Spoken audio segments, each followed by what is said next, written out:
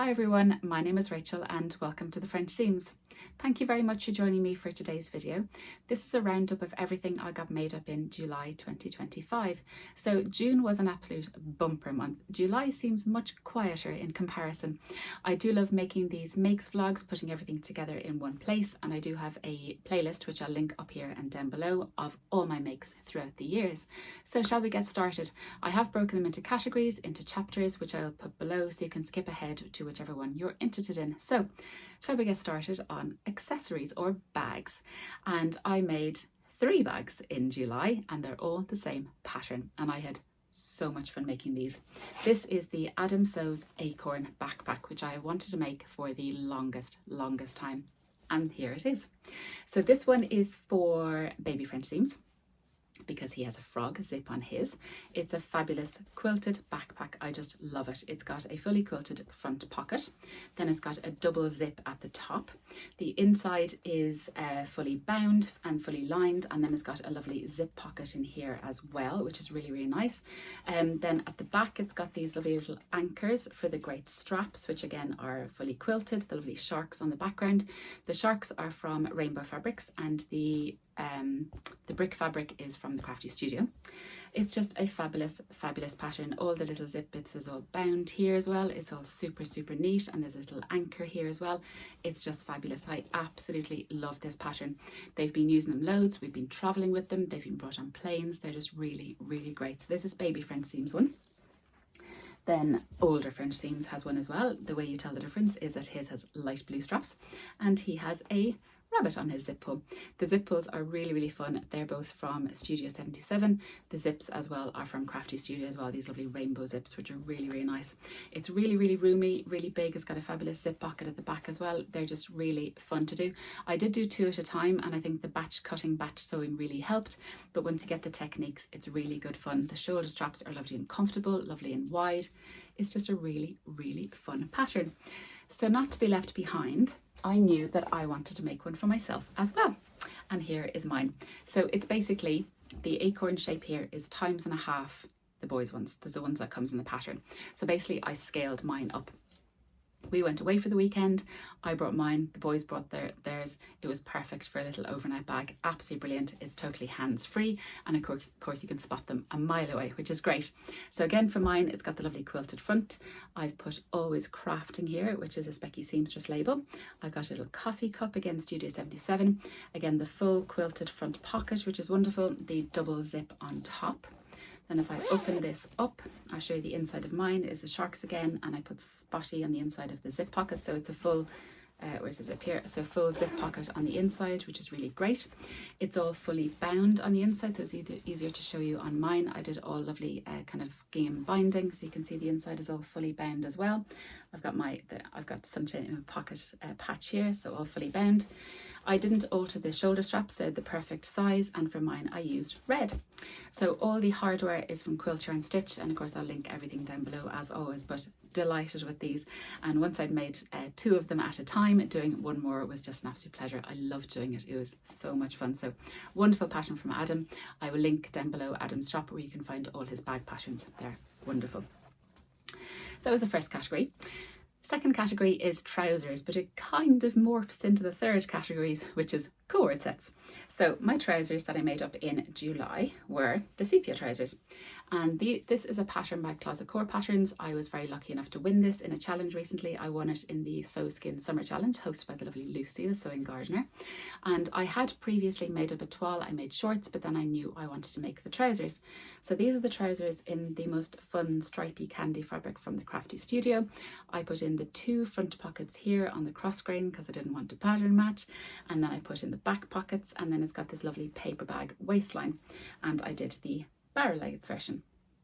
I make a size 12, but I graded to a 14 on the waist for this because I lowered the rise by 3 inches, and I really enjoy wearing these. I wear them with a little white t-shirt, a little navy t-shirt, and I think they're fabulous trousers.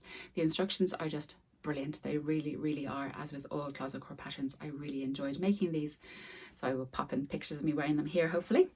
The reason it kind of morphs into the Co-ord segment is because I made another pair, and this was a coordinating set. So again, here are my sepia trousers, this time in fabric from Rainbow Fabrics. So as a Rainbow Fabrics ambassador, I can give you 20% off. So if you use my code Rachel!VIP, that gives you 20% off site-wide, and that is an affiliate link. Thank you very much.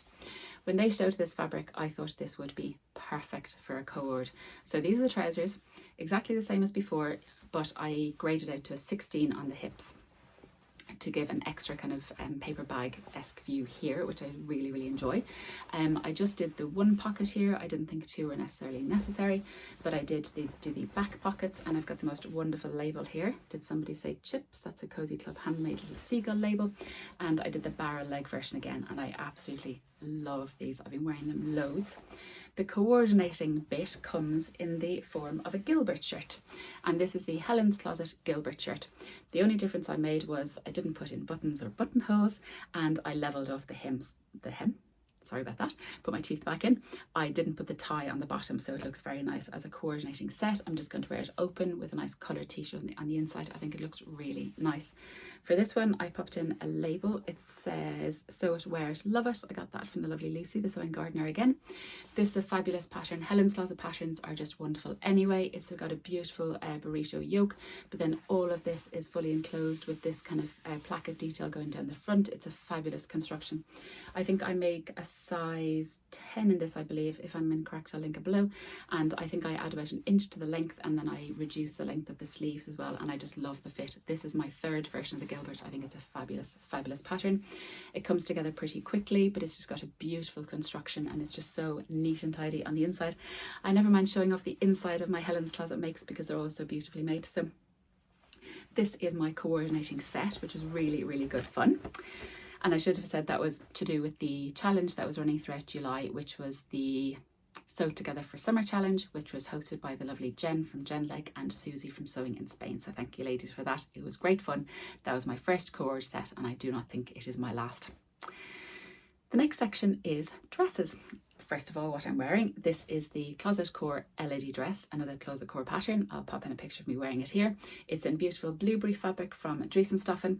I made my usual size 10 grading to a size 12 because I have made this pattern before. I did it as part of a collaboration with my lovely friend Claire, Stitch Hem Sew. I'll pop in my version here, but I really wanted to make a second version in a viscose fabric, and I think it worked out beautifully. I lowered the waist on this ever so slightly, and I had to alter the pleats a little bit to get it to sit nicely.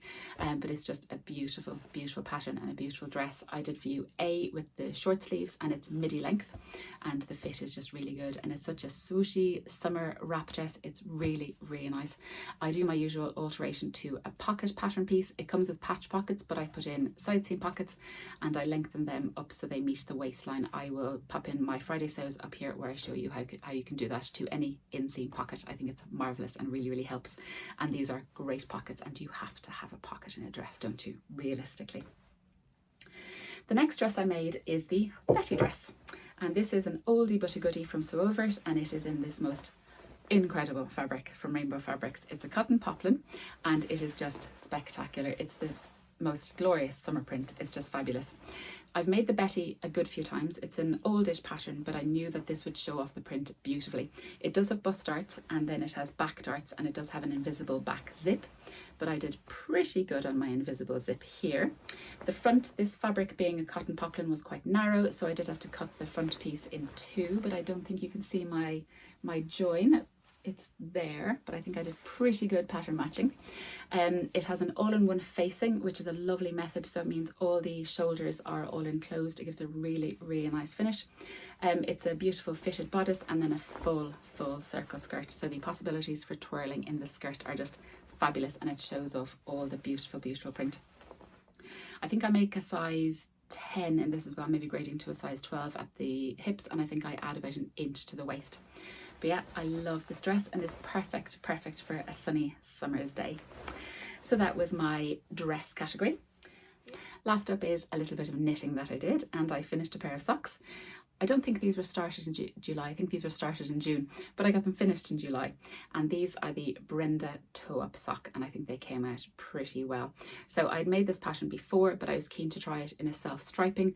So the only difference I made, I just did stockinette here, but I did do the Brenda's toe-up heel, which is very, very nice. I think it gives a lovely finish, and then a lovely stretchy bind off on the top and a lovely toe detail. And I just love this self-striping fabric. This is a West Yorkshire Spinners yarn in the colourway Peacock that I got from a lovely wool shop here in Dublin called This Is Knit, and I just loved making these. I just think the colours are fabulous, and I was curious to see how a self-striping wool would look on the heel, and I think it looks rather nice. So again, I'll pop in a picture of them here. So as you can see, July was quite bumper on some things, a lot of trousers, a few dresses, and of course accessories, bags and knitting, which is what I love doing as well. So that was my little roundup of everything I got made in July. Was July a good sewing month for you? Probably during the summer holidays things do slow down a little bit. I do have lovely plans for August though, so I'll come back here very soon with my August roundup. Thank you very, very much for watching as always. If you like this video, I would very much love it if you could give me a thumbs up, and also please consider subscribing. I would love to have you along with me as I chat all things sewing and knitting. Let me know in the comment box below what you're working on. I'd love to have the chats, but I will definitely see you all again very soon in another video. Take care everyone. Bye.